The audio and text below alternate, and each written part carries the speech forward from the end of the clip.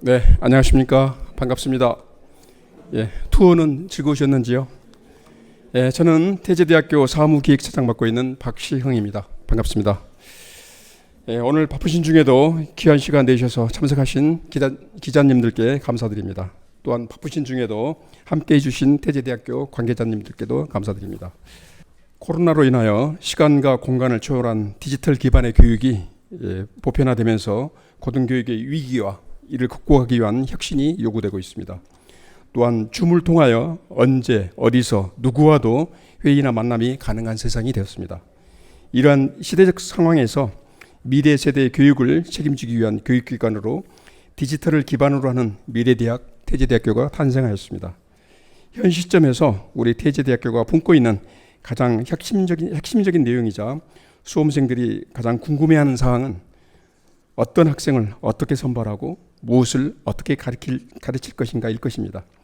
오늘 기자 간담회가 이러한 질문과 관련하여 그동안 태제대학교가 준비한 내용들을 소개해드리고 궁금해하셨던 내용들이 있으시면 질의응답을 통하여 모두 해소하는 자리가 되었으면 하는 바람입니다. 그러면 본격적으로 태제대학교 기자 간담회를 시작하도록 하겠습니다. 오늘 기자 간담회는 먼저 염재호 태제대학교 총장님의 인사 말씀과 태제대학교 소개가 있겠고요. 이어서 우리 기자님들과 질의응답하는 순서로 진행하도록 하겠습니다. 그러면 태제대학교 염재호 총장님을 모시겠습니다. 네, 여러분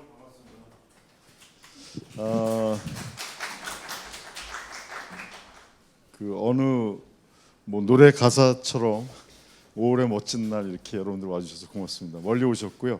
아마 들어오시는 길이 좀 좁아갖고 힘드셨는지 모르겠습니다만 이 건물 자체는 아까도 잠깐 말씀드렸는데 동양과 서양의 조화를 이루는 이제 그레이트 하모니가 태제의 뜻이기 때문에 태가 그레이트 하모니의 의미라서 동서양을 조화할 수 있는 이제 새로운 문명을 여기서 탄생시키는 그 터전이다라는 생각으로 저희들이 시작을 했습니다.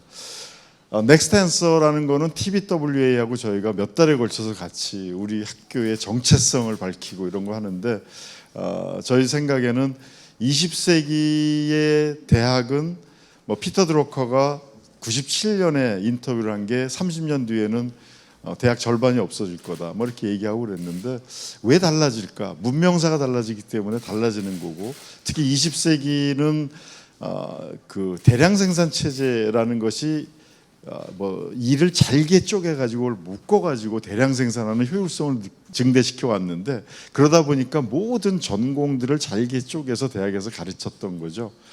근데 21세기는 그러한 객관적인 지식, 잘게 쪼개진 지식들은 AI라든가 컴퓨터가 훨씬 더 많이 잘할 수 있는 시대가 됐기 때문에 우리는 복합적이고 종합적이고 이런 문제들을 풀어내는 그 리더들을 키워내야 되는데 그 부분이 너무 현재의 대학으로서는 약하다.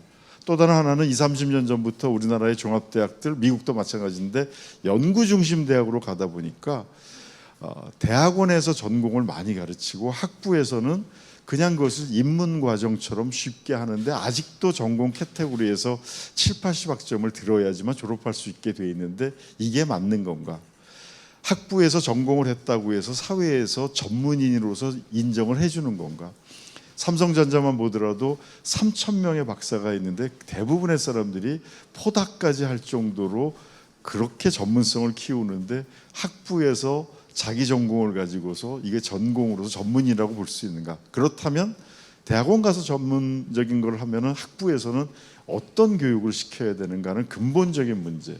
아주 심하게 말하면 학부는 거의 지금 방목하는 상태가 돼 있는데 학과 중심으로 모든 걸 쪼개놓고서 알아서 들어라. 하지만 70학점, 80학점 들어야지 우리가 전공을 주겠다는데 이게 맞는 건가? 그래서 저희는 계속 많은 질문을 던지고 있습니다. 그래서 그 질문 가운데에서 저희가 넥스트 앤서를 찾겠다라는 거고요. 몇 가지 말씀드리면 그렇기 때문에 학생 한 사람 한 사람의 성공, 지가 알아서 하는 게 아니라 우리 학교에서는 완벽하게 학생들을 가이드하고 인도해서 성공할 수 있는 21세기형 학부 중심 대학이다. 또 다른 하나의 커다란 21세기 변화가 여태까지는 정말 좋은 교수님을 만나서 좋은 지식을 얻으려면은 그 학교를 가서 얼굴을 맞대고 해야 되는데 지금은 디지털 트랜스포메이션에 의해 갖고 비디오로도 엄청나게 많은 지식들을 접할 수 있게 됐습니다. 잘 아시는 것처럼 고등학생들은 훨씬 더 요즘 익숙한 게 일타 강사, 수만 명, 수십만 명의 학생들에게도 지식을 전달할 수 있는 그런 시스템이 다 돼 있고요. 그렇기 때문에 그 사람들이 뭐 100억, 200억짜리 일타 강사가 나오지 않았습니까? 그래서 이러한 형태로 모든 것을 한번 바꿔보자.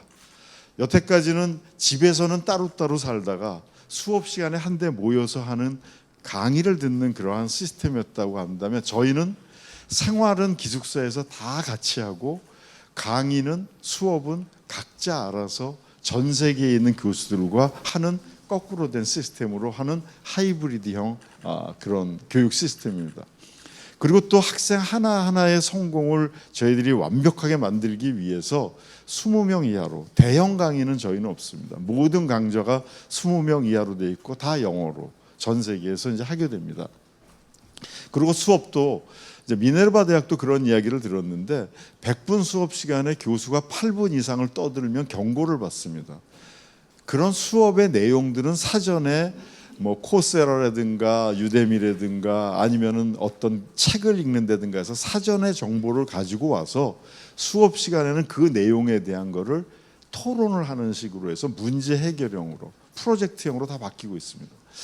지금 이제 호주가 제일 앞서서, 옛날에 영어를 많이 가르쳐 주다가 해서 호주의 산업의 1위는 지하자원 파는 게 1위고요. 철강석 같은 거. 2위의 산업이 지금은 교육 산업입니다. 전 세계에서 돈을 가지고 와서 그 대학을 다니고 중고등학교를 다니는데, 근데 가봤더니 거기는 최근에 그 대학들의 강의실이 하나도 없습니다.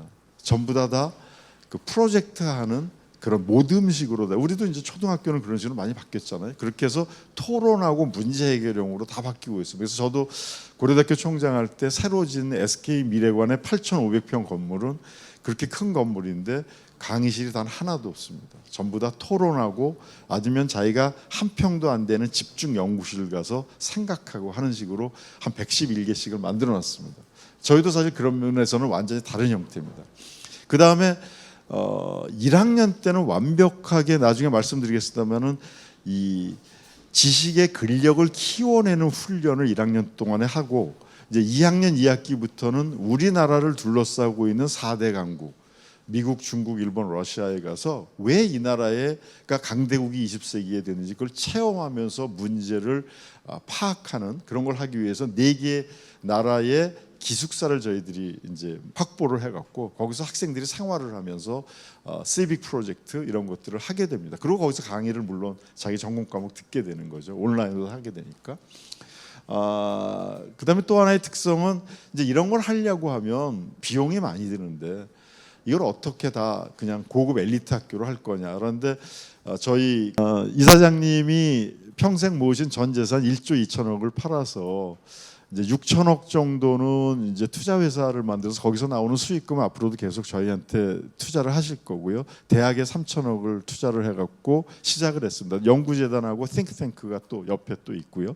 그래서 이렇게 그 투자를 많이 해서 정말 좋은 엘리트들을, 우리나라와 해외의 엘리트들을 키워내서 미래의 21세기의 문제를 풀 수 있는 리더를 키워내자라고 하는 것이 굉장히 강한 신념을 가지고서 시작을 하신 겁니다. 그래서 다양한 장학 시스템이 있는데 나중에 자세하게 말씀드리겠습니다. 인재상, 그다음에 가장 핵심적인 거는 동서양이 지금 굉장히 많이 변하고 있습니다. 잘 아시는 대로 유럽 중심으로 20세기의 문명이 이루어져 있었는데 유럽하고 미국을 다 합쳐도 인구가 한 8억 정도인데 지금 아시아는 한 40억 정도가 인구가 돼 있습니다. 그러니까 마켓 시장도 그렇게 크고, 현재는 그 미국하고 유럽의 GDP가 훨씬 더 크지만 2030년이 되면은 한중일 합한 GDP가 미국, 유럽 전체를 합한 것보다 크게 됩니다. 그래서 문명의 흐름이 이쪽으로 옮아오고 있는데 갈등을 해서는 안 된다는 거거든요. 그래서 그것을 읽어내면서 인류 공영의 미래 세계. 그러니까 EU가 1000년 동안 피 터지게 싸우다가 결국 제2차 세계대전의 경험을 겪고 나서 지금은 시장 공동체를 했다가 지금 정치 공동체까지 만들었는데 세계도 그런 게 필요하지 자기 개인 각국의 이익만을 추구하다 보면 테러, 전쟁 이런 것들이 나오기 때문에 그런 조화를 이룰 수 있는 리더들을 키워내자라는 거고요. 뭐 그게 아니더라도 기업에서도 결국은 전 세계를 무대로 해서 활약을 하기 때문에 그런 리더라서 저희는 크게 글로벌 리더, 퓨처 리더, 미래 인재, 그다음 세 번째가 100살 시대를 살기 때문에 자기 주도형 인재. 시켜서 엄마가 시키는 대로 그 뭐 직업도 선택하고 의대 가라고 그러면 의대 가고 이런 인재가 아니라는 거죠. 키 컴피턴시 6개의 역량이 있습니다. 개인적인 역량 3개, 사회적인 역량 3개인데 이게 1학년 내내에 이게 수업이고 이걸 통해서 완전히 탈바꿈을 한다고 할까? 아니면 지식의 근력을 키우게 됩니다.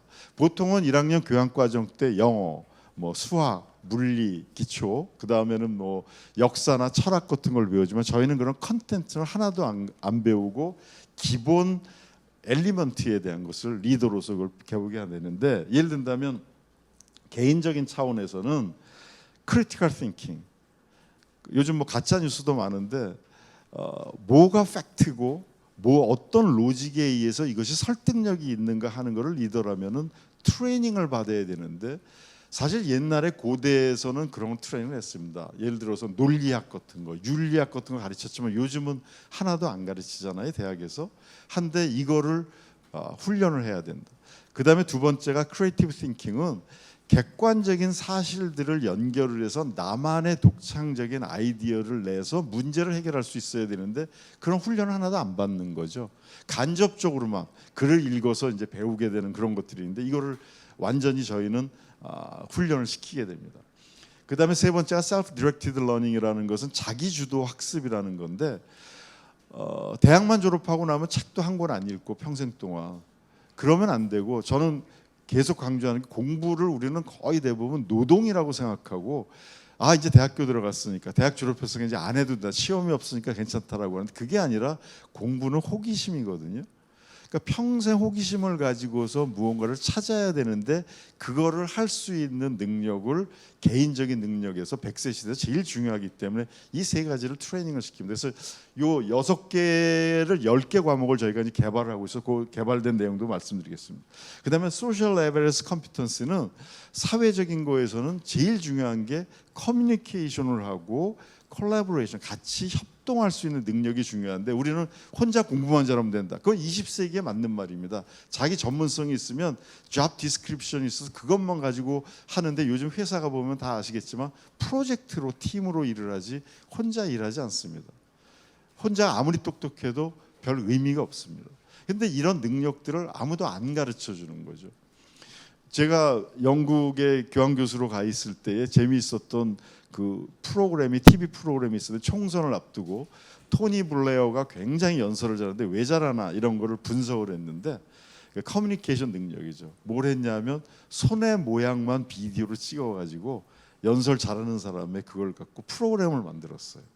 아이 컨택, 그 다음에 그 말하는 그 강약 조절 이런 것도 다 중요한데 그 프로그램 하나에서는 손을 가지고 얼마나 사람한테 자기의 뜻을 설득력 있게 전달하느냐 하는 것을 보여줘서 우리는 전혀 배우지 못하는 암묵지지만 이런 거를 훈련시켜야 된다, 리더라면.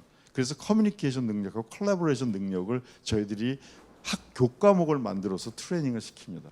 그다음에 다이버시티 앤 엠퍼시는 뭐냐면 이제 저희가 글로벌하게 살고 있는데 레이스, 인종에 대한 문제라든가 요즘은 바이올로지컬 섹스가 아니라 젠더 이슈, 사회적 성이 중요한데 사회적 성을 미국에서는 12가지로 나누고 있는데 그것에 대한 다양성을 이해를 하고 엠퍼시, 공감 능력을 가져야 됩니다. 예를 들면은 뭐 제럼 리프킨이 쓴 유명한 책 중에 하나가 The Age of Empathy인데 공감의 시대. 이제는 21세기의 능력은 공감할 줄 알아야 된다. 근데 우리는 혼자서 공부 잘하면 그걸로서 경쟁에서 이기면 된다라고 착각을 하고 살고 있어서 리더들을 위해서 이걸 키워줄 거고요. 마지막으로는 글로벌 하모니 앤 서스테이너빌리티라고 하는 것은 이제 아까 말씀드렸던 것처럼 뭐 미중 갈등이 심각해지고 그랬을 때에 이것을 뛰어넘는 철학이나 가치를 우리가 같이 외국 애들 다 같이 생활하면서 배우고 체험을 하자. 예를 든다면 중국 사람들하고 미국 사람들이 서로 지금 비판하고 이해를 못하는 것을 보게 되면 가치가 다른 거죠. 미국 사람들은 영국에서 독립을 했기 때문에 제일 중요한 게 프리덤, 개인의 자유입니다. 그렇기 때문에 중국에서 보게 되면 저게 나라냐, 건 컨트롤도 아직도 못하고 트럼프 지지자들이 의사당을 쳐들어가도 그거를 막지 못한다? 저게 나라냐? 하지만 미국 사람들이 중국 사람들을 보게 되면 상하이나 지난번에 코로나 사태 때 완전히 막아놓고 아무도 못 움직이게 하고 저게 나라냐? 그렇지만 중국의 입장에서 보면 유교적인 전통에서 보면 제일 중요한 게 한두 명이 희생하더라도 공동체가 중요하다고 생각을 하거든요. 그럼 이게 어느 게 맞고 어느 게 틀린 거냐? 그렇지 않거든요. 서로를 이해해야 된다. 근데 그걸 이해를 못하면 결국 와서는 나쁘다라고 생각을 하기 때문에 그런 하모니를 이룰 수 있는 것이 필요하다. 우리 한국은 해낼 수 있다. 요즘 뭐 K-팝이 뜬다라고 하지만 K-팝이 국악 갖고 뜨는 게 아니라 서양의 음악들을 거의 그대로 갖다가 국악적인 전통이라든가 해석을 새롭게 하고 거기에 철학적인 가치를 넣어갖고 하니까 BTS가 뜨고 이러는 거지 않습니까? 그런 것을 만들어내는 리더들을 여기서 키우자.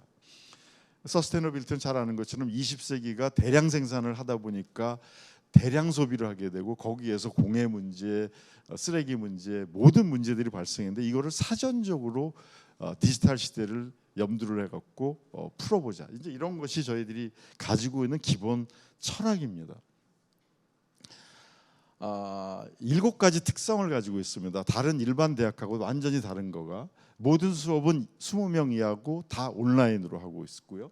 그 다음에 강의를 하는 것이 아니라 강의는 사전에 플립드 클래스 잘 아시겠지만 이제 사전에 모든 뭐 비디오로 돼 있는 여러 가지의 자료라든가 아니면은 짧은 뭐 논문들이라든가 책의 챕터라든가 이런 걸 사전에 읽고 와서 여기서는 토론만 합니다. 그래서 교수님들이 써야 되는 시간의 70~80%는 그 수업을 진행하는 데 쓰는 시간이 아니라 사전에 기획하는 데 씁니다.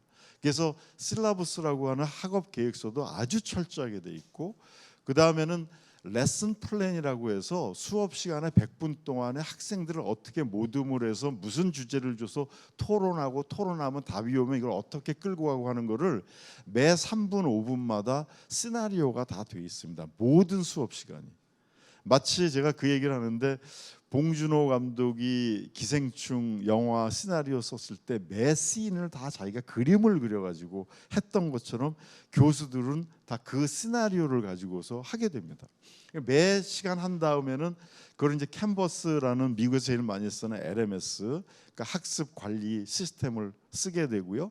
그 다음에 인게이지리라고 스탠포드 대학에서 코세라 개발했던 컴퓨터 사이언스 교수들이 이제 코로나 사태 때 줌 갖고는 안 된다. 더 이제 발전된 걸로 해야 되겠다. 그래서 인게이지리라는 회사를 만들어 갖고 저희랑 지금 계속 이제 이거를 갖다가 커스터마이즈 하고 있는데 예를 든다면 그룹으로 나누어서 할 때에 아이들이 어디가 있는지 한 애가 너무 말을 많이 하면 이 학생을 빼갖고 옆으로 옮겨주는 거 이런 것들이 다 그 안에서 가능하고 발언하는 시간에 대해서 실시간으로 그래프로 어느 애가 얼만큼 발언하는지 다 알 수 있게 되는 그런 프로그램을 가지고서 저희들이 모든 학생들을 지도를 하고요. 그 다음에 이걸 만들 때에도 여태까지는 그 학업 계획서 실라부스를 보면은 교수 목표가 있어. 뭘 가르칠 거다. 여기서 뭘 내가 가르치고 싶다라는 게 있는데 그 코슬링 교수 그 같이 저희가 이제 컨설팅하는 코슬링 교수는 인지심리학자인데 하버드 대학에 제일 중요한 게 학생 입장에서 학생 목표를 가져야 된다. 이거는 핀란드에 제가 갔을 때의 교육을 들어봤더니 비슷하더라고요. 핀란드에서는 중학교 3학년 때까지 똑같은 시험 문제로 시험을 학생들한테 보게 하는 것이 법으로 금지되어 있습니다.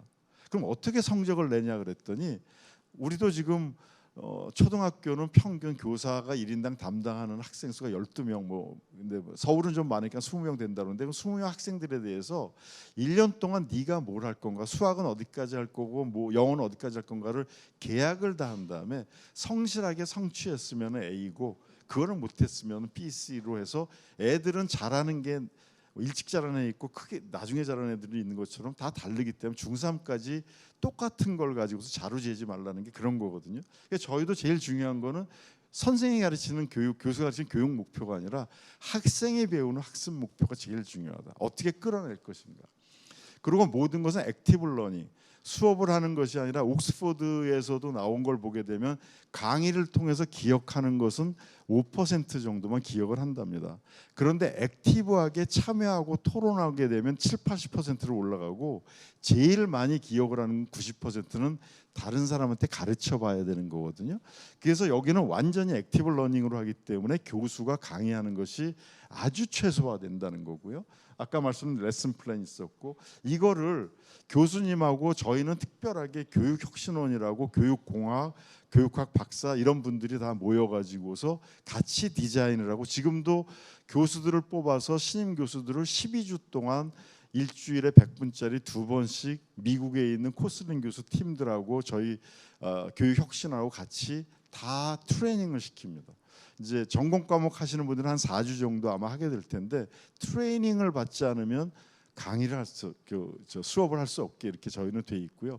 매년 이제 워크숍을 통해서 이거를 개선해 나가고 이렇게 됩니다. 그리고 모든 수업은 다 녹화를 해갖고 그거를 이제 교육혁신원에서 전문가들이 분석을 해서 어떤 학생이 토론을 너는 하는데 봤더니 그 비판적인 사고는 굉장히 있는데 창의적인 게 너무 없는 것 같다는 걸 다 이제 커멘트를 해주고, 교수님한테도 커멘트를 해주는 시스템으로 되어 있는 완전히 다른 형태의 교육을 가지고 있습니다. 두 번째로는 저는 그렇게 생각하는데, 아까도 말씀드렸지만 옛날에는 학부에서 전공을 하는 걸 가지고서 그 전공의 전문성을 가지고서 30년 정도 직장 생활을 했습니다. 그런데 지금 한번 보시면 알겠지만 삼성전자 같은 데 박사가 3,000명이 됩니다. 서울대나 고대보다도 훨씬 많습니다.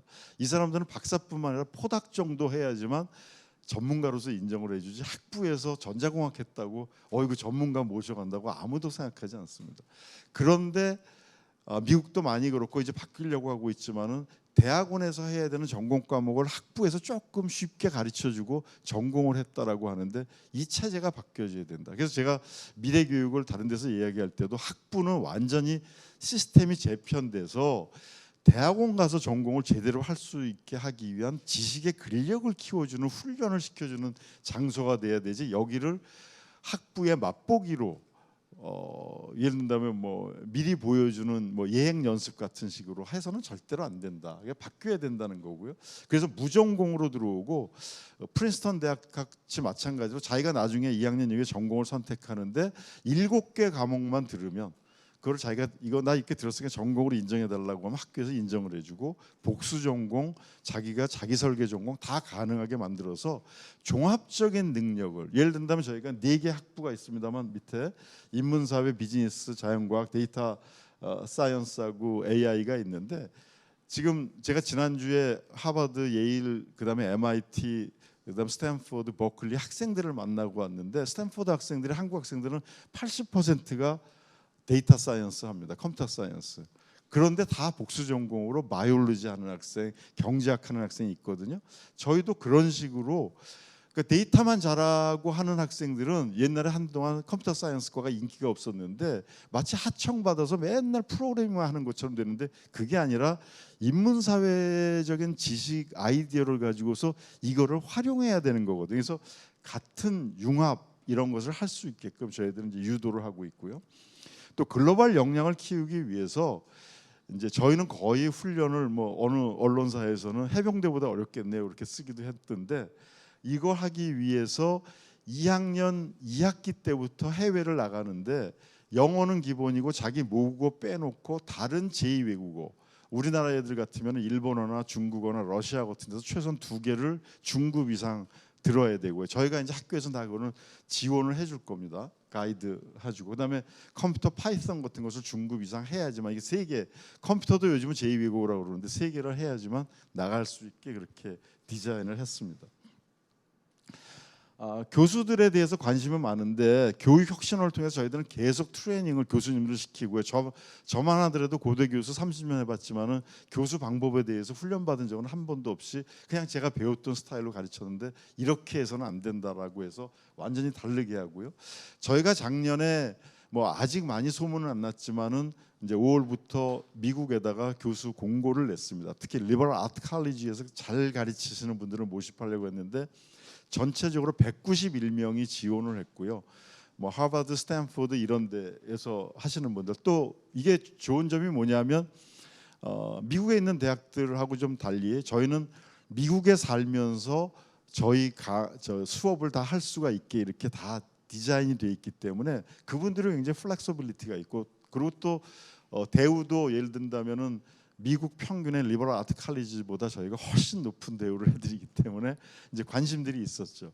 그런데 스탠포드, 프린스턴, 캠브리지 출신의 교수님들도 오셨고, 그 다음에 이제 캐나다에서 학위 받으신 분들, 또 노팅햄 영국에서 학위 받으신 이런 분들이 뽑혀서 한 9분 정도가 최종적으로 뽑혔습니다. 그런데 뭐 에피소드는 이건 좀 미안한 얘기지만 하버드에서 아주 뛰어난 분이 계셨는데 이분은 자기 주장이 너무 강하고 자기 말을 너무나 많이 해서 그 1학년의 그 교양과정을 하는 이노베이션 파운데이션 학부라고 저희는 얘기하는데, 그러니까 혁신 기초학부인데 거기에 학부장님이 지금 LA에 있는 UCLA 영문학 박사인 그 베스 캘러간 교수인데, 그분이 안 된다, 저렇게 하면 자기 얘기만 하다가 애들 얘기를 안 들으니까 저러면 우리하고 안 맞다, 그래서 결국은 마지막에 파이널에 이제 아웃이 됐습니다. 하지만 좋은 분들은 정말 학생들 가르치는 거 좋아하고요. 그래서 아까 말씀드린 것처럼 4주에서 12주 워크숍을 맨 처음에 들어오면 해야 되고, 매년 또 워크숍을 저희가 하고, 학부장 주제로 매주 수업에 대한 평가, 저희가 또 이걸 갖고 교육혁신원에서 다 리뷰해갖고 교수들한테도 평가를 주니까 분석을 해서 하고, 저희는 처음으로 정년보장제 없이 3년마다 이렇게 합니다. 아까 어떤 분이 질문하셨는데 그러면 좋은 사람 오겠습니까? 그런데 와서 좋은 교육 방법 배우고 떠나는 분들도 계시고요. 옛날에 미네르바 대학도 보니까 그렇고, 아니면은 정말 잘 가르치시고 계속해서 열정이 있으면 80, 90이 돼도 저희는 계속 계약제이기 때문에 가게 됩니다. 그리고 또 다른 하나는 한 40명 정도의 저희가 전임 교수들을 모시려고 생각하고 있고요. 한 60명 정도를 하버드나 예일이나 시카고 대학에서 가르치는 교수님들, 거기 교수님들이 우리 스타일로, 왜냐하면 여기 안 오셔도 가르칠 수 있으니까 그렇게 해갖고 겸임 교수가 있고요. 그다음에 세 번째로 석학 교수라는 게 있는데, 석학 교수는 1년에 두세 번 저희들이 그 오픈 렉처를 학생들하고 하는 건데, 예를 든다면 이미 얘기된 거는 요번에 한국 학자로서 최고로 정말 대단한 업적을 한 사람들 몇 명이 있는데요. 예를 들면 허준희 교수 같은 경우는 했더니 프린스턴에서 그런 걸 별로 안 좋아한다 그래서 개별적으로 오픈 렉처를 하기로 했고, 아마 유명한 분 중에 하나가 마빈 천이라고 천명호 교수가 예일 대학에서 아시안으로 처음으로 학부대 학장을 했거든요. 그다음에 이제 총장 코스라고 하는데, 천명호 교수가 뇌 심리학자인데 저희 해주기로 했고, 그다음에 김영기 교수라고 시카고 대학의 물리학과 교수인데 정말 최초로 미국 물리학회 회장이 이제 오래됐거든요. 근데 김영기 교수도 이제 해주기로 해서 스탠포드 이런데 교수들이, 이진영 교수 이런 분들이 다 저희들하고 같이 하기로 했고, 그다음에 마지막으로는 뭐 글로벌 리더스 포럼은 정상급, 그러니까 반기문 총장님이라든가 뭐 아까 얘기했던 세계 뭐 총리를 했건 이런 분들을 대상으로 해서 뭐 2, 3년에 한 번씩이라도 특강을 할 수 있는 그런 시스템을 반기문 총장님, 한승수 옛날에 유엔 그 의장님 이런 분들이 이제 도와주고 계십니다. 글로벌 경험학습은 학생들이 그냥 공부만 수업 시간에 하는 것은 안 된다라고 해갖고 주요 국가를 가서, 예를 든다면 미국이 250년 전에 브라질이나 캐나다나 똑같은 사이즈로 시작을 했는데 왜 미국은 최강국이 됐고 다른 데는 안 됐나? 미국이 처음으로 전 세계에서 모든 나라가 왕권으로 되어 있는데 대통령제라는 것을 발명해냈고 상권 분립이라는 것을 만들어냈는데, 옛날에 왕들이 다 했지 않습니까? 그럼 왜 그랬을까? 조지 워싱턴 대통령이 2번 연임을 해서 8년 만에 자기가 대통령을 그만두겠다 그랬더니 주변에서 아니 어떻게 왕인데 그만두십니까? 그랬더니 그러면 아들한테 물려줄 거 했더니 그게 아니고 내 친구들 제퍼슨이나 매들한테 주라고 그랬는데, 그거를 지금 만들어서 전 세계에 많은 나라가 대통령제를 갖고 있지 않습니까? 그런 거를 보기 위해서 필라델피아, 보스턴, 워싱턴 DC 또는 나사를 가서 찾아보고 하는 식으로 해서 스타디 투어 프로그램이 있어갖고 기숙사에서 살면서 경험을 하게 해주는 겁니다. 뉴욕도 왜 세계 제1위의 그런 비즈니스 센터가 됐는지 이런 것들을 이제 보게 하고, 그러면서 수업은 개인적으로 각각 온라인으로 듣게 되고요. 그래서 거기에서 스타디 투어라고, 시빅 프로젝트는 도시별로 가서 그 도시의 팀을 짜갖고, 예를 들면 교통 문제, 주택 문제의 가장 심각한 문제가 뭔지를 자기네들이 아이덴티파이 한 다음에 그거를 풀 수 있는 방법을 계속 만들어내는 그러한 것이 있고, 캡스톤 디자인 프로젝트는 그것을 4년 동안 이제 네 나라하고 한국까지 5나라를 거친 다음에 4학년 2학기 때는 논문처럼 그것을 종합해서 자기의 문제의식을 가지고서 프로젝트를 마치는 거가 됩니다. 그 다음에 미래를 알고 과거를 알아야 되기 때문에 이거는 저희 조창걸 이사장님이 전액을 다 내갖고 모든 학생, 뭐 경제적인 수준하고 상관없이 다 대주기로 해서, 실리콘밸리는 미래를 보기 위해서 3주 동안 학생들이 가서 애플이나 구글이나 뭐 이런 데를, 메타나 이런 데 찾아가서 거기에 있는 한국 선배들 만나보게 하고 해갖고 인터넷 가능성도 찾아보고 이렇게 하려고 하고요. 유럽 문명사는 유럽의 문명을 알아야지만 이해가 가능하다라고 해서 아테네, 로마, 그다음 르네상스가 시작된 피렌체, 동서무역이 처음 시작된 베니스, 그다음에 동로마, 서로마가 겹쳤던 이스탄불, 그다음에 카이로, 이런 데를 5주 동안 갈 수 있게 해서 여기는 한 1,000만 원, 실리콘밸리 한 700만 원씩을 저희가 다 지원을 해줘갖고 학생들이 가게 해서 리더를 키우려고 합니다. 저희는 행정 조직은 아주 작고요. 여기를 서포트하는 원들이 굉장히 크게 되어 있습니다. 아까 말씀드린 것처럼 교육혁신원에서는 모든 교과에 대한 것을 다 분석을 하고 평가를 하고 그걸 갖다 아카이빙을 해서 데이터베이스를 만들어 갖고 이제 새롭게 들어오는 후배 학생들한테도 그걸 갖고 다 가이드를 해주고 커리어 디벨롭먼트도 해주고요. 마찬가지로 글로벌 선도원에서는 전 세계에 나갔을 때 그 기숙사 활동이라든가 시빅 프로젝트도 교수가 하는 게 아니라 따로 전문가들이 이 학생들을 지도하는 시스템으로 되어 있고요.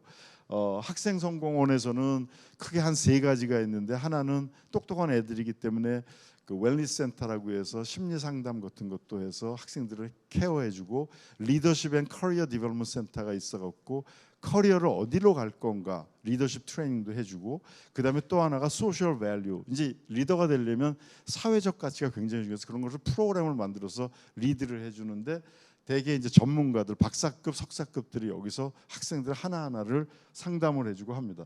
나중에 이거는 우리나라에 있으면서 하게 되는데, 그래서 이거를 원활하게 하기 위해서는 저희가 메타버스 캠퍼스를 만들었고 그 안에 들어와서 다 활동들을 할 수 있게 합니다. 그 외에도 교육혁신원에서는 학생들이 처지는 학생이 있으면 개별적으로 아카데믹 서포트 프로그램도 있고요. 잉글리시 프로피션시 프로그램은 지금 위스콘신 메디슨에 있는 분이 이제 센터장을 맡아서 하실 텐데, 내년 3월에도 저희는 뽑고 9월에도 뽑는데, 학기는 9월에 본격적으로 시작이 되는데, 한국 학생들 중에서 다 영어로 하는 것이 토론이랑 에세이 쓰는 게 좀 어려운 학생들을 위해서 3월에 들어오는 학생들은 전액 학교가 부담을 해서 2달 동안은 한국에서 기숙사에서 영어 훈련을 시키고 석 달 동안은 미국에 가서 영어 그 훈련을 시키는 그 프로그램을 짜고 있는데, 이걸 전부 다 학교에서 그 소득 수준하고 상관없이 지원을 해주는 걸로 되어 있습니다. 미래형 캠퍼스 라이프는 저희는 여기는 헤드쿼터로 쓰는 거고, 학생들은 주로 기숙사. 현재는 한 3년 정도 걸쳐서 지금 시내 중심가에다가 기숙사를 지금 지으려고 준비를 하고 있고, 그 안에 그 디지털 라이브러리 시설이라든가 학생들 피트니스 이런 게 다 들어가게 되는데, 그 전에는 지금은 호텔의 스위트룸을 저희들이 계약을 해서, 스위트룸에 방이 2개이기 때문에 2명씩 들어가면서 공동 생활할 수 있게 하는 걸로 다 했고요. 이게 이제 값이 비싸니까 저희는 기본적으로 국내에서는 한 60만 원 정도만 하고 나머지는 학교가 다 부담을 하고, 해외에 예를 들면 뉴욕 같은 데는 한 달에 200~300만 원 되는데, 해외는 무조건 100만 원만 이제 저희들이 그 학생들이 부담하게 하고 나머지는 다 학교에서 부담을 하고요. 물론 이것도 뭐 5분위 이하의 좀 어려운 학생들은 전액 다 부담하지 않고 다닐 수 있게, 나중에 장학제도 말씀드리겠습니다. 그리고 이제 미네르바 대학의 학생들을 만나서 인터뷰를 해봤더니, 거기는 7개 도시를 떠돌아다니고 있는데, 그러다 보니까 만나는 게 없어서 학교라는 공동체 의식, 선후배 의식이 너무 없다는 거예요. 그래서 저희는 이제 그거를 고민을 하다가 메타버스 캠퍼스를 만들어서 창덕궁을 이제 예를 들면 규장각 같은 게 이 안에 들어갔는데, 규장각을 우리 태제대학의 도서관, 영화당을 강당 이런 식으로 해서 창덕궁을 메인으로 해갖고 지금 이제 이 태제관으로 들어와서 창덕궁의 개념을 해서 제일 세계에서 제일 큰 아일랜드의 인게이지라는 회사, 메타버스 회사하고 계약을 해서 지금 개발을 하고 있습니다. 예를 든다면 참 좋은 게, 저는 좀 약간 거부감이 있었는데 메타버스 하면 그 안에 막 이런 아바타가 게임처럼 생겨갖고 뭐 얼굴도 이상하고 막 그러는데, 여기는 어떻게 되냐면 사진만 제공해주면 제 얼굴하고 똑같은 아바타가 돌아다니게 만들거든요. 그리고 전 세계에서 한 300개의 공짜로 방을 쓸 수 있게 돼 있어서 옥스퍼드의 도서관 같은 것도 거기 다 있어서 우리가 마음대로 쓸 수 있게 돼 있어갖고 그걸 활용해서 뭐 일본에 있던 미국에 있던 아침이면은 메타버스 캠퍼스로 등교를 하고 거기서부터 모든 활동이 이루어지게끔 하고, 수업은 거기서 일단 들어갔다가 나와갖고 인게이지 리로 수업을 할 수 있게 이렇게 다 만들어놨습니다. 그리고 글로벌 이슈를 할 때는 지구를 내려다보면서 할 수 있게 우주정거장에 메타버스 캠퍼스가 있어서 거기에 올라가서 학생들이 수업을 들을 수 있게 이렇게 제2 캠퍼스를 만들어놨고요. 도서관은 전부 다 전자책으로 다 바꿔서 저희는 뭐 교보문고에 한 7만 권, 그 다음에 앱스코나 이런 데에서 한 40만 권 이상의 책들을 언제든지 학생들이 자유롭게 빌려볼 수 있게 되는데, 이게 사실은 이제 또 다른 측면에서 저희가 가진 어드밴티지인데요. 뭐냐면 보통 일반 대학에서는 책을 신간을 구입을 하면 구입을 해서 거기 다 일일이 딱지 붙이고 대출을 반납하면 사람이 다 달라붙었는데, 우리는 그런 게 하나도 없이 그냥 들어가서 인터넷에서 자기가 하게 되면 빌릴 때마다 뭐 800원씩 교보문고는 차지를 하고 15일 되면 저절로 끊어지고 하니까 대출 반납도 없는 그런 시스템인데, 보통 일반 대학은 도서관 유지비가 거의 100억 가까이 드는데 저희는 전 세계의 책을 다 하더라도 디지털로 하니까 한 뭐 2, 3억 정도면 충분히 할 수 있는 그런 효율성을 가지고 있어서 앞으로는 굉장히 많이 변화리라고 생각합니다.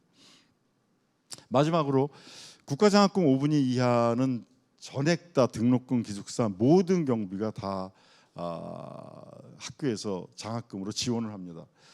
등록금은 많이 물어보셨는데 원래는 15,000불로 책정을 했습니다. 그런데 국내 학생들은 15,000불 정도면 요즘 환율로 하면 2천만 원 정도가 1년에 되는데, 그렇게 할 수 없다 그래서 외국에는 인스테이트, 아웃 오브 스테이트가 미국도 있어서 등록금이 차등이 있는 것처럼 국내 학생들은 저희가 장학 지원을 해갖고 900만 원으로 만들어 놔서 돼 있고요.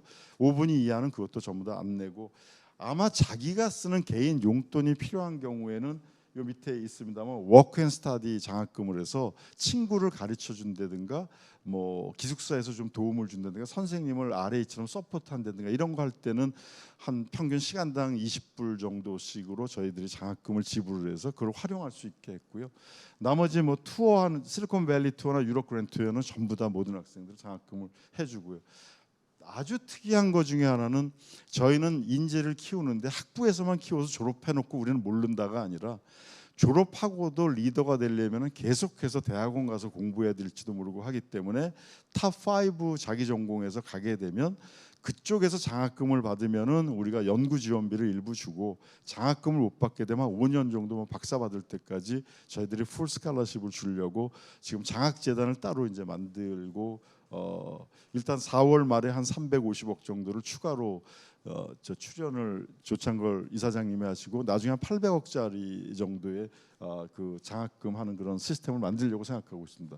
그 다음에 유엔이라든가 월드뱅크라든가 국제기구를 가더라도 맨 처음에 인턴으로 가게 되면 생활비가 굉장히 모자라서 그런 경우도 보조를 해주고, 스타트업을 하게 되면은 거기에 투자비는 들어오지만 자기 생활비가 없어서 이런 경우에 부족하면 맥시멈 한 3천만 원까지 1년에 저희들이 장학금을 제공을 해서 완전히 성공하는 리더로 키우려고 저희들이 준비를 하고 있습니다.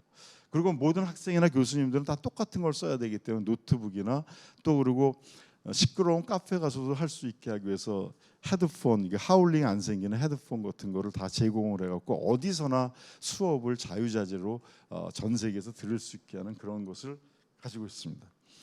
이제 궁금하신 거는 입학 전형에 대한 걸 텐데, 입학은 미래 인재 전형, 저희가 100명을 그 교육부로부터 저희가 신청을 해서 받았기 때문에 100명 내에서 미래 인재 전형은 학생 종합부를 기초로 해서 서류 심사를 한 다음에 면접을 한 2단계에 걸쳐서 하게 되고요. 그다음에 자기 혁신 인재는 어떤 거냐면 대학을 들어간 학생들, 아니면은 뭐 검정고시로 온 학생들, 아니면은 완전히 뭐 해외에서 돌아다니다가 나중에 시험 보고 들어온 학생, 대안학교 이런 친구들은 내가 뭘 정말 주도적으로 뭔가를 의미 있게 성취를 했다. 내가 학업 성적은 좀 떨어지지만 이런 거는 굉장히 잘할 수 있다라는 한 5가지 정도를 자기에 대해서 쓰게 되면 나중에 면접을 통해서 저희들이 뽑으려고 생각하고 있습니다. 물론 사회통합전형은 잘 아시는 대로 사회에서 배려해야 되는 그러한 친구들을 저희들이 뽑게 되는 이런 식으로 돼 있고, 외국인 학생들은 이제 마찬가지로 100명 정도인데 주로 이거 국내 먼저 설명드리겠습니다. 그룹 토론 면접 평가가 중요한데 이건 뭐냐 하면 저희가 액티브 러닝, 능동 학습으로 토론식으로 수업을 한다고 하지 않습니까? 그래서 학생들한테 제시문을 한 20분 정도 볼 수 있게 해서 영어로 주면은 그 다음에 교수님이 한 60분 정도 한 6명을 데리고서 토론 수업을 실제로 진행을 합니다. 그럼 학생들이 어떻게 참여했는가 하는 거를 다 비디오로 녹화를 해갖고 이제 입학사정관하고 교수님들이 나중에 평가를 해서 저희들이 선발을 하는 거가 되고요. 개별 면접 평가는 학생종합부에서 여러 가지 했던 업적들이라든가 또는 저희가 심리학과 교수님들이 사실은 똑똑한 것도 중요하지만 인성이 굉장히 중요하기 때문에 인적성에 대한 걸 한 400문항을 굉장히 그 프로젝트 연구를 많이 하셔갖고 만들어놨어요. 그래서 이 학생이 어떤 소양을 가지고 있는 건가를 참고로 해서 면접을 통해서 정말 리더로서 그런 모티베이션도 강하고 이런 걸 잘할 수 있는가 하는 것을 이제 평가를 해갖고 저희들이 선정을 하게 됩니다. 자기 혁신 인재는 아까 말씀드렸던 것처럼 자기가 뭔가를 세상을 바꿔봤다, 이런 경험이 있다. 자기가 뭐 예를 들면 학교에서 축구 동아리에서 리더가 돼갖고 한 번은 졌는데 나중에 그 우승까지 끌고 갔다. 자기가 주도적으로 모의국회나 아니면은 뭐 세계 무슨 컨테스트도 나가봤다. 뭐 이런 여러 가지의 가능성들에서 그거를 이야기를 해주면 이 학생은 그런 잠재력이 있구나. 근데 그거를 하기 위해서 예를 들어서 뭐 조건으로는 저희는 절대로 받지 않고요. 예를 든다면 뭐 이거를 만들기 위해서 한 학생들 같은 건 저희들은 다 가려낼 겁니다. 특히 사교육에 대한 거는 정말 이거는 저희들은 사교육으로 훈련받은 학생들은 안 뽑을 생각을 갖고 있기 때문에 여러 가지로 지금부터 고민을 해갖고 그런 흔적이 있으면 다 제외를 하려고 생각을 하고, 그래서 이제 개별 면접에서 확인하는 작업들을 완벽하게 하려고 생각하고 있습니다. 뭐 전형 일정은 대충 이제 나와 있고 다른 데도 있으니까 이건 참고하시기 바라고요. 6월 중순부터 시작을 해갖고 이제 8월 이제 중순까지 저희들이 생각을 하고 있습니다. 외국인들도 줌으로 이제 저희들이 면접을 하는 면접 중심이고요. 그 다음에는 커먼 앱이라고 모든 뭐 미국에 있는 대학들 하버드, 스탠포드 다 거기를 통해서 하게 되는데 저희도 거기를 통해서 외국 학생들이 지원을 하게 되면 중요한 몇 가지 포인트들의 에세이를 쓰게 해서 이제 면접에서 그런 걸 확인하고 또 성적도 다 내게 돼서 그걸 가지고서 서류 평가하고 면접을 하는 그런 2가지 단계로 되어 있습니다. 여기도 마찬가지로 좀 일찍 시작해서 6월 1일부터 7월 15일까지 좀 여유를, 외국 학생들은 좀 오랫동안 들어와야 되기 때문에 하고 이제 8월 중순에 합격자 등록을 하도록 되어 있습니다. 장학제도 아까 말씀드렸던 것처럼 등록금, 기숙사, 글로벌 프로젝트, 워크스터디, 투어 이런 장학금의 다양한 것을 저희들이 제공을 하고, 졸업 후에도 글로벌 리더 창업할 때 학문 후속 세대 대학원 진학하는 거 다 장학금을 저희들이 준비해 놓고 있습니다. 예, 이게 저희들이 준비한 내용이고 아직까지 뭐 부족한 것도 있고 또 많은 뭐 여러분들이 또 계속해서 관심을 가지고 저희한테 코멘트도 주시고 하면은 저희들이 계속 진화해 나가는 과정을 밟을 거고요. 현재까지는 이 정도 디자인 됐다는 걸 말씀드리겠습니다. 고맙습니다.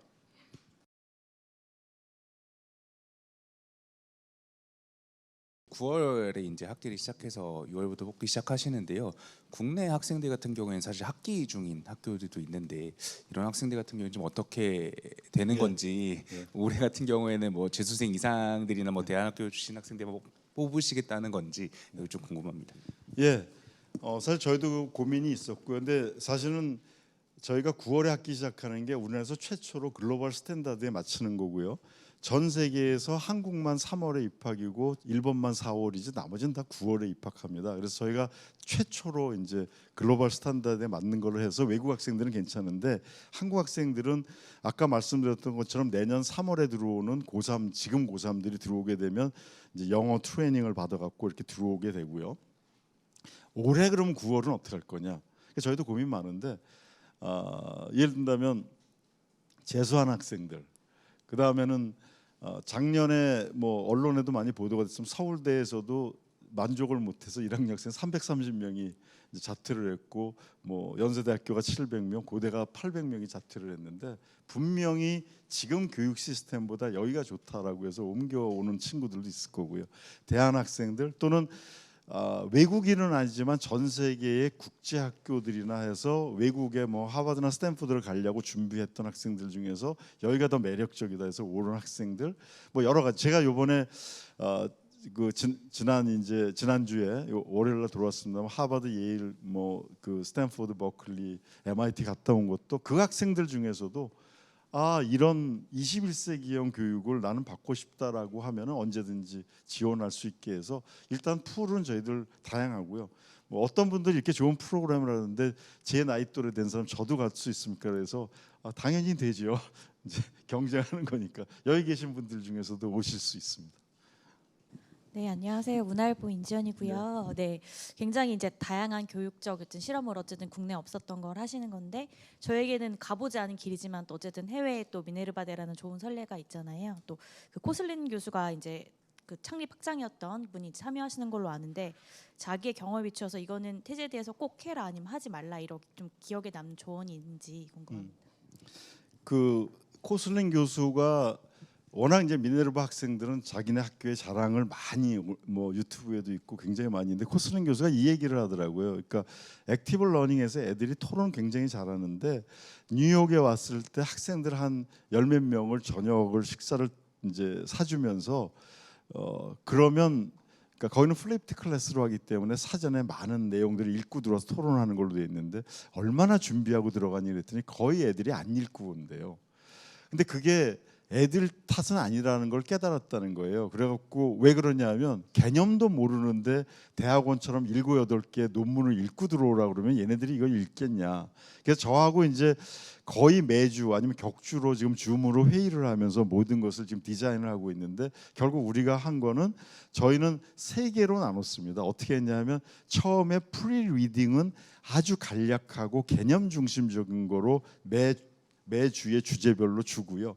그다음에 토론을 그걸 갖고 충분히 한 다음에 포스트 리딩을 굉장히 많이 줬습니다. 그래서 포스트 리딩을 많이 하게 하고 그럼 이제 관심이 생기니까 자기가 읽을 거고 그다음에 그러면 포스트 리딩을 제대로 했나 안 했는가를 보기 위해서 3주나 4주마다 교수님이 이거를 활용한 에세이를 내갖고 그걸로 평가도 하고 하는 식으로 해서 학생 한 사람 한 사람의 문제점들을 굉장히 정확하게 우리가 파악을 하는 거고 그다음에 거기는 뭐 좀 다른 거 중에 하나가 아까도 말씀드렸지만 도시에 가면은 케어를 물론 그 안에 기숙사 안에서는 어드바이저들이 있긴 합니다만은 알아서 다 하고 그러는데 저희는 모든 거를 굉장히 프로그램화돼 있거든요. 그래서 사전에 그런 걸 해서 제가 그리고 예를 들면 이제 안 하는 거가 거기는 외국어 제2외국어에 대한 것도 트레이닝 없고 근데 저희는 미리 다 트레이닝 시켜서 내보내고 컴퓨터 랭귀지도 그렇고 그래서 아마 저는 이제 자신 있게 얘기하는 게 저희가 맨 처음에 미네르바하고도 협력을 하려다가 여기는 안 되겠다 너무 상업적이다 그래서 이제 안 하고 자체적으로 하면서 코슬린 교수하고 있는데 아마 뭐 최소한 50-60%는 업그레이드 됐다라고 생각을 하고 있습니다. 그래서 저희는 이제 더 이상 한국판 미네르바 이런 얘기 듣는 거 되게 싫어하거든요. 이제 21세기 우리가 넥스트 앤서라서 이제 그런 얘기 듣고 싶지 않아서 거기 뭐 그런 먼저 간 경험이 있어서 참고는 했지만 우리는 미네르바를 훨씬 뛰어넘는 대학으로 가고 있습니다. 네, 안녕하세요. 저 연합뉴스 서혜림 기자라고 합니다. 네. 기존 대학 교육에서 그 총장님 보시기에 뭐 있어야 하는 것과 없어져야 하는 것에 대해서 좀 말씀을 해주셨으면 좋겠는데 교수랑 대학 시스템 그리고 학생 이 부분에 대해서 세 분야로 좀 말씀 좀 부탁드리겠습니다. 글쎄 뭐 조심스럽긴 하지만 저도 뭐 일반 대학에서 했는데 첫 번째 교수한테 없어졌으면 좋겠다는 것은 사실은 아까 뭐 저희는 테뉴어 시스템이 없는데 테뉴어 시스템 자체는 원래 학문의 자유를 보장하기 위해서 일찍 도입된 거였지만 지금은 그냥 안주하기 위한 것처럼 많이 보여져서 작년에 이제 조지아주에서는 테뉴어 제도를 없애는 걸로 간 것처럼 해서 없어져야 되는 거는 지금 이제 종합대학의 스카이 대학이나 카이스트 같은 데에서는 연구 중심 대학이기 때문에 지식을 생산하는 대학으로 가야 돼서 저는 상당히 많은 부분의 학부 교육은 좀 양보를 해야 된다. 그러니까 미국에서도 리버럴 아트 칼리지가 훨씬 더 학부 교육을 잘하는 것처럼 이제는 그런 대학들이 많이 나와야 된다라고 생각을 하고 있고요. 그래서 뭐 테뉴어 제도라든가 아니면은 교수님들이 본인 중심으로 강의를 하는 것들, 예를 든다면 저희 그 고려대학교도 경제학과 선생님들이 한 40분 계신데 한 15분 정도가 매 학기 경제 원론을 50명 정도씩 쪼개가지고 그냥 칠판에서 강의하고 중간고사 보고 기말고사 하는데 제가 그런 얘기를 드렸어요. 하버드 스탠포드에서 영어로 된, 그리고 이분들 다 영어로 강의하시거든요.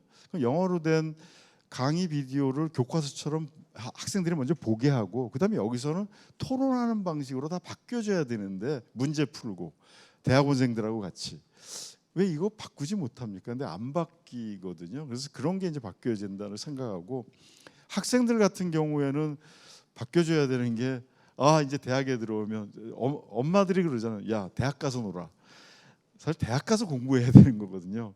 공부를 노동이라고 생각하니까 대학 가서 놀라 그러는 건데 공부는 호기심이기 때문에 대학 와서 다양한 호기심을 찾아야 되는 건데 그런 걸 안 하고 있어서 학생들 완전히 바뀌어야 되고 그다음에 행정도 대부분은 저희는 아까 아카데믹 스태프들이 전문가들이 있다고 하는데 보통 대학에서는 교수님이 보직 교수로 예를 들면 상담소 소장, 그다음에 행정 직원들이 거기서 행정만 도와주는 건데 진짜로 중요하게 학생 하나하나의 라이프를 케어해주는 그런 시스템이 안 돼 있잖아요.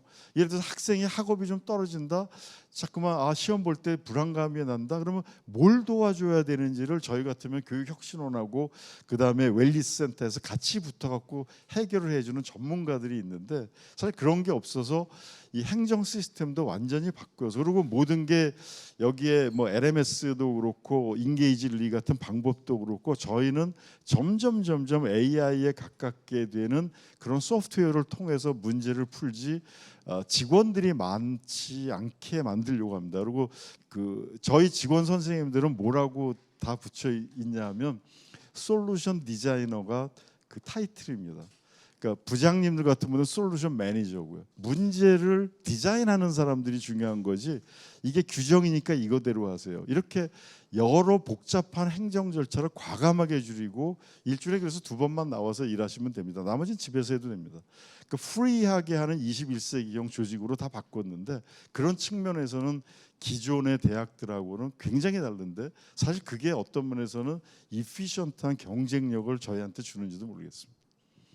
네, 보통 대학교에서는 이렇게 방학이 있어갖고 학생들이 이렇게 자유롭게 시간을 활용하잖아요. 근데 이렇게 태제대는 이런 뭐 프로그램도 다양하고 학생들도 이렇게 뭐 아까도 말씀하셨듯이 이렇게 외국어도 이렇게 뭐 자격증을 습득을 해야 되고 그런 시간들이 좀 부족할 수도 있을 것 같은데 태제대는 좀 그런 점에 대해서 좀 어떻게 준비를 하고 있는지 좀 여쭤보고 싶습니다.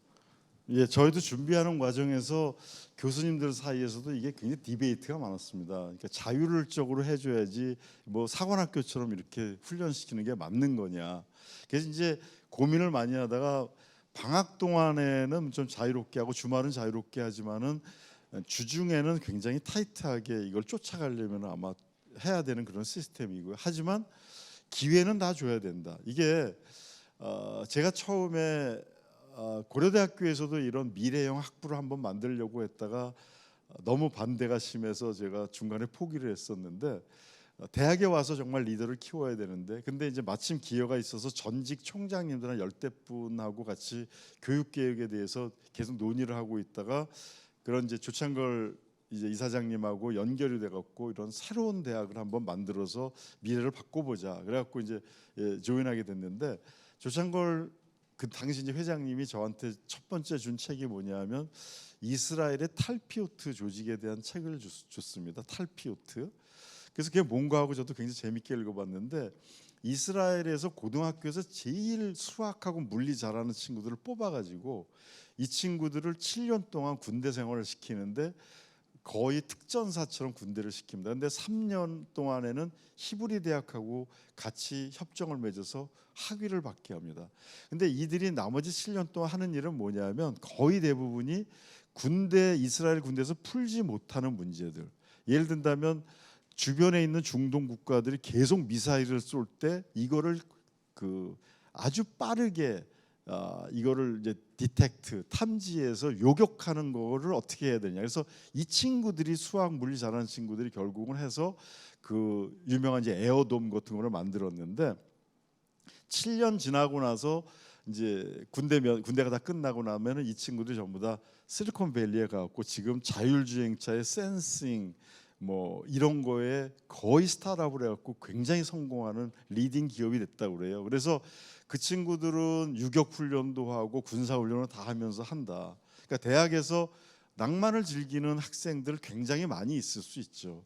근데 저희는 사명감을 가지고서 1% 인재가 나라를 먹여 살린다라는 생각을 가지고 있기 때문에 그런 인재도 키워야 되는 거 아니냐라고 해서 하는 거라서 만약에 나는 인생을 낭만을 즐기고 싶다라는 사람들은 그게 저희가 마지막 면접에서 그거를 진짜 물어볼 건데 정말 죽기 살기로 할 거냐 안 할 거냐 그런 비전이나 그런 각오가 돼 있으면 들어와라. 그걸 다짐을 받을 겁니다. 네, 한국일보 홍인택이라고 예. 합니다. 그 학생 평가에 대한 원칙이나 이런 건 좀 세워두신 게 있는지 궁금하고, 네. 뭐 메타버스에서 이제 다 같이 모여서 이제 그 이후에는 각자 수업을 듣는 방식이라고 하셨는데 메타버스 모여서 어떤 활동들을 하는지 학생들이 실제로 아니면 오프라인에서 만나서 소통하는 그런 기회나 경험은 없는 건지 궁금합니다. 예.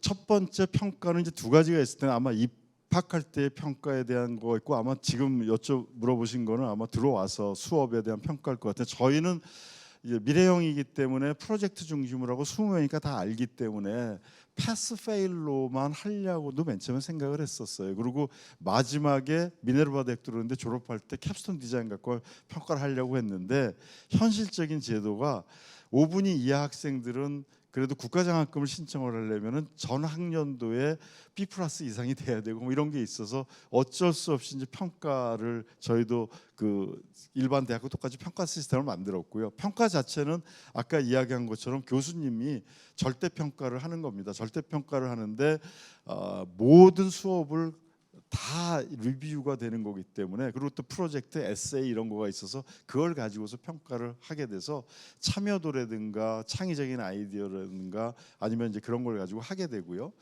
그 다음에 두 번째 말씀하셨던 메타버스에 관한 거는 메타버스에 들어오게 되면 학교랑 마찬가지로 저희 고려대학교 보면은 정경대에 대자보가 있는 것처럼 학교에 들어오면 일단은 뷰레틴 보드가 있어서 일어나는 여러 가지의 일들, 뭐 교수님들의 활동 이런 게 계속 뷰레틴 보드가 있고 그 안에 들어가게 되면 아까 얘기한 것처럼 디지털 라이브러리를 가고 싶다는 규장각 같은 데를 들어가게 되면 거기서부터 모든 접속이 가능하고 수업을 하고 싶다는 일로 가면은 거기서부터 이제 인게이지를 통해서 수업 받을 수 있는 게 있고 그 다음에 뭐 전시관도 그 안에 만들어 놓고 해서 그 안에서 어울리고 또 상담을 받고 싶다라고 하면은 직접 안 오더라도 거기서 상담을 받을 수가 있죠. 하지만 이제 몸과 몸이 마주치는 건 어떻게 하냐. 그래서 지금 저희가 그 빌린 호텔도 보면은 공동 주방이 있습니다. 자기가 밥도 해 먹고, 그러니까 모든 학생들이 자기 마음대로 움직이고 수업도 기숙사 안에서 받을 수도 있고 나가서 카페에서도 받을 수가 있고 뭐 고려대학교 도서관에 가서 아니면 거기 벤치에서 받을 수도 있지만. 생활 자체는 거기서 같이 하기 때문에 식사도 같이 하고 해서 훨씬 더 많이 만나게 되고요. 그 안에서 동아리도 만들어서 예를 들면 외국 학생들 같은 경우에 뭐 댄스 동아리를 한다 그러면 자기네들끼리 만들어서 할 수 있는 거가 훨씬 더 많아지게 돼서 그게 또 서울에서만 그런 게 아니고 서울에서 1년 반을 듣게 되면 동경에 갔다면 동경 가서는 자기네 나름대로 일본의 여러 가지의 문화라든가 이래서 동아리들을 조직해서 200명이 다 같이 한 학기는 거기서 생활을 하고 모든 학년들이 같이 움직이니까 다양한 것들은 오히려 집에서 혼자 있다가 수업만 들으러 오는 애들보다는 인터랙션이 훨씬 더 많아질 겁니다. 미래형이라고 하셨는데 이게 중간 기말고사 등의 시험 중심 위주 시스템이 유지된 채로 여기에 에세이나 토론이 추가되는 건지 아니면 완전히 에세이나 토론 방식으로 평가하는 건지 궁금합니다. 두 번째는 이제 완전히 에세이 토론만으로 진행이 된다고 한다면 최근에 이제 챗 GPT 등을 활용을 해서 이렇게 에세이나 이렇게 응할 우려가 있지 않습니까? 비대면이어서 더욱 감시나 관리가 어려울 것 같은데 이런 우려되는 부작용에 대해서는 어떤 대안이 있는지 궁금합니다. 예, 중간고사 기말고사는 없고요. 저희 기본 시스템에서 이게 언제 만들어진 건지 아직도 미국 대학들도 아직도 중간고사 기말고사인데 그거는 가지고 있는 능력을 얼마나 잘하는가를 외워서 평가하는 그런 시스템인데 이런 형식지 explicit knowledge는 여기에 다 내장이 되어 있기 때문에 이거를 굳이 평가할 이유는 없다. 그러니까 30년 전에 제가 그 코슬링 교수하고 작년 11월에 챗 GPT 나오자마자 이제 그거 갖고 논의를 많이 했습니다. 그러다가 저희들이 둘이서 내린 결론은 30년 전에 처음으로 캘큘레이터가 나왔을 때 공대에서 못 갖고 들어오게 했는데 지금은 말도 안 되니 다 갖고 들어오지 않냐. 그래서 프린스턴 대학하고 여러 대학들에서 챗 GPT에 대한 기준을 만드는데 저희도 기준을 만들었습니다. 활용을 해라. 하지만 표절해갖고 그거는 다 걸러낸다. 이제 이런 식으로 해갖고 활용을 많이 하는 걸로 저희들은 생각을 하고 있고요. 예를 든다면 뭐 어느 대학에서 젊은 교수님은 자기 강의에서는 반드시 챗 GPT를 안 쓰면 감점을 하겠다는 교수가 있었거든요. 그래서 뉴스에 나왔는데 봤더니 그 코딩하고 프로그래밍 하는 건데 기본적인 거를 하느라고 10시간을 왜 버리냐. 1분이면 걔가 해주는 거고 너는 아이디어를 내야 되는 건데 그래서 쓸데없이 오랜 시간 걸리는 거는 다 챗GPT에 맡기면 된다. 예를 든다면 여러분들 아시겠지만 번역도 그렇게 될 거라고 생각해요. 일단 챗GPT로 번역 다 해놓은 다음에 초벌을 그 다음에 자기가 읽어가면서 하면은 훨씬 더 좋은 문장을 만들어낼 수 있는데 처음부터 초벌부터 자기가 한다라고 하면 얼마나 이게 시간이 많이 걸리겠어요. 그런 측면에서 저희는 많이 열려져 있고 미래형으로 그렇게 이제 하려고 생각을 하고 있습니다. 네, 세계일보 이민경입니다. 예. 그 대학 교육 개혁 관련해서도 이전부터 굉장히 말씀을 많이 해주셨는데 네. 이 태제대가 대학 교육 개혁에 좀 어떤 식으로 영향을 줄 수 있을지 그리고 또 지역 교육 격차 같은 것도 많이 나오잖아요. 그래서 또 이번에 태제대로 통해서 또 어떤 식으로 변화를 좀 기대할 수 있을지를 여쭙고 싶습니다. 예, 우리나라의 고등교육을 바꾸기 위한 우리가 뭐 척후병 같은 역할을 하겠다는 생각이고 여기서 좋은 아이디어가 있으면 다 따서 썼으면 좋겠다는 생각이고요. 지금 말씀하신 것처럼 오늘 여기서는 자세하게 얘기를 안 드렸는데 디지털 라이브러리 안에 저희가 뭐가 있냐면 에듀케이션 컨텐츠 센터라는 게 지금 같이 또 있습니다. 그게 이제 뭐 그 교육혁신원하고도 같이 연계가 되어 있는데 그게 뭐냐하면 20분 정도짜리의 BBC 다큐멘터리 같이 자극을 할 수 있는 프로그램을 저희가 기획을 해서 지금 한 20개 정도를 데모로 만들어 놨습니다. 그거는 7분짜리 슬롯으로 돼 있어 갖고 20분을 해놨는데 마치 레고처럼 연결해서 교수님이 나중에 바꿔 낄 수도 있게 이렇게 돼 있는데 예를 든다면 저희가 만든 것들이 뭐 온도계가 대개 100도로 이렇게 쪼개져 있지 않습니까? 어는 점, 끓는 점. 그러면 이 가운데를 어떻게 나눌 건가에 대한 과학자들의 엄청나게 많은 시험들이 있습니다. 그러면 크리티컬 띵킹 같은 데에서 논리를 할 때 너 같으면 어떻게 할 건가? 그거를 이 과학자들이 했던 거를 영화의 일부분, 뭐 책의 일부분을 다 했고 애니메이션처럼 만들어 가지고 20분짜리 교재를 만들었거든요. 그런 게 이제 20개 정도가 돼. 제가 고려대학교에서 교양과정을 절반을 완전히 그렇게 바꿨고 40분짜리를 만든 경험이 있어서 그렇게 했는데 이거를 다 아카이빙을 해놓을 겁니다. 그래서 필요하다라고 하면 이제 IP 문제, 예를 들면 영화를 가져왔을 때 IP 이슈가 있어서 그런 것만 다 해결이 되면 지역에 있는 대학들도 갖다 쓸 수 있게. 마치 지금 코세라를 저희가 계약을 해서 미국에 있는 강의들을 6,000개를 저희들이 계약을 해서 쓸 수 있게 되는데 그런 것처럼 앞으로 21세기에는 지식 산업이 굉장히 커질 거거든요. 아까 호주 얘기도 했습니다만 그래서 그거를 넷플릭스처럼 저희 맨 처음에는 오픈하다가 저희 디지털 라이브러리 들어오게 되면은 서브스크립션 하게 만들 생각도 있습니다. 그리고 예를 들면 제가 디지털 라이브러리 그 팀들한테 그런 얘기를 하는데 구글을 검색을 했다 그러면 이게 평면적으로 쭉 나오고 많이 검색한 순서대로 나오는데 그게 아니라 뭐가 중요한 건가? 제가 일본의 경험을 바탕으로 해갖고 전문가들을 네트워크로 해갖고 예를 들면 영화에서 평을 하는 것처럼 중국의 인구 이동에 대한 글들이 많이 있다면 어느 글을 봐야 되는 게 좋습니까 하면은 별 5개, 4개, 3개, 2개 하나에서 우리는 여기 완전히 요리되어 있는 정보를 디지털 라이브러리에다 아카이빙을 하려고 하고 있거든요. 예를 든다면 통계가 필요하다라고 하면 우리는 어디 가서 찾아야 될지 모르는데 여기 들어와 보면은 할 수 있는 걸 AI하고 접목해서 만들려고 하고 있어서 이제 그러한 것들은 지식 서비스를 하는 산업까지도 저희는 생각을 하고 있습니다. 그래서 우리가 학생들을 대상으로 해서 아주 뛰어난 미래형 교육을 하게 되면 나중에 나노 디그리, 마이크로 디그리를 해서 기업하고도 하려고 생각을 하고 있고 교육 방식에 대한 것도 팔려고 하고 있고 여러 가지의 아이디어를 가지고 있는데 그거는 이제 오늘 학생들에 대한 핵심적인 내용이 아니라서 얘기를 안 드렸는데 말씀하신 것처럼 그 변화 특히 사이버 대학들이 저희가 사이버 대학 원격 대학으로 허가를 받았으니까 굉장히 관심이 많습니다. 그래서 제가 한양대학에서 요번에 컨퍼런스가 지난번에 있어서 가서 이야기를 했는데 사이버 대학은 대량으로 강의하는 걸 찍어 갖고 막 1,000명, 2,000명한테 이렇게 해주는 대량 생산 시스템이었는데 최근에는 석사, 박사까지 줄 수 있게 돼 있어서 그쪽에서 관심이 많은 거는 석박사 지도할 때 우리 같은 시스템으로 하고 싶어 해서 저희는 그런 이제 방법론들은 다 이제 공유를 하려고 생각하고 있어서 그때 제가 얘기 드린 게 사이버 대학도 이제는 2.0으로 가야 된다. 왜냐하면 학위 따기 위해서 사이버 대학 가는 경우 점점 줄어들고 있기 때문에 바뀌어야 된다라고 얘기를 해서 그런 면에서는 이제 새로운 가능성들은 굉장히 많이 저희들이 가지고 준비하고 있습니다.